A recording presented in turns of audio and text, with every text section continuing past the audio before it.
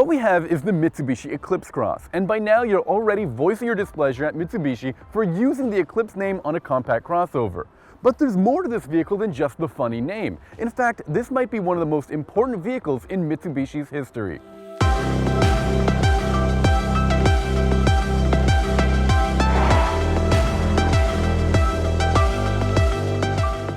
That important vehicle statement was not a joke. You see, Mitsubishi Motors was recently purchased and integrated into the Nissan-Renault alliance, making this the last true Mitsubishi product. And it's important that it looks like this too. That sloping rear roofline makes the vehicle look distinct, which is very important in a sea of all too familiar looking crossovers. And inside the car, there's some pretty cool stuff going on too. As soon as you jump into the car, you notice that it has a ton of headroom, and these two sunroofs provide a really airy feel to the cabin. The rear seats come up short in terms of legroom, and this car is lacking in terms of trunk space as well, meaning it's not the most practical crossover out there. Those rear seats also slide forward, but that reveals a strange gap that things could get lost in. However, there are some decent touches to be found throughout the cabin. There are nice leather seats and orange stitching that helps the Eclipse maintain a somewhat premium allure, and it helps that Mitsubishi has thrown every possible feature they could think of into the car's cabin. There's a color head-up display, big paddle shifters, heated seats all around, a heated steering wheel, dual-zone climate control, USB ports, and a 710-watt sound system. The 7-inch touchscreen is also pretty impressive and comes with Android Auto and Apple CarPlay support. However, using this touchpad is pretty annoying, and there's no volume or tuning knob, which is a criticism that Honda went through for a short period of time. Finally, I've noticed that this car has a lot of creaks and rattles in it, even here by the steering wheel, which is something that does not bode well for a brand new vehicle. Things actually improve a little bit once you hit the road. Under the hood is a brand new engine, a 1.5-liter turbocharged 4-cylinder. It makes 154 horsepower and 185 pound-feet of torque. And those two numbers are very interesting. You see, all that torque gives this car a really confident feeling off the line. But that kind of disappears once you try to exceed highway speeds.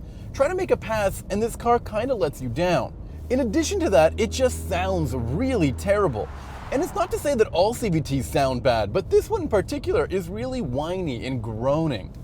But it's not all bad. You see, once you put this car in the manual mode, you actually can have quite a bit of fun with it. I know what you're thinking. Using a manual mode and these paddle shifters in a CVT is actually kind of lame, but for whatever reason, it really works here. It might be these oversized Evo-inspired paddle shifters, but it just ends up making the car more enjoyable to drive.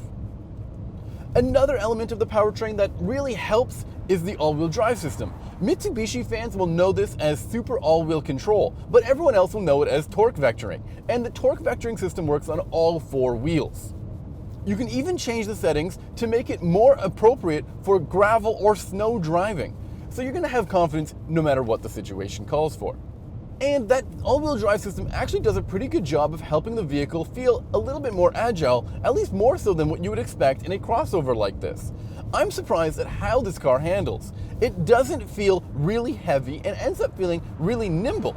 I will complain that the steering is absolutely lifeless and a little too light at times, which means that on the highway the car can drift a little bit too easily. I will say the way that this car handles bumps and potholes is almost second to none. It never feels crashy or cheap in that way.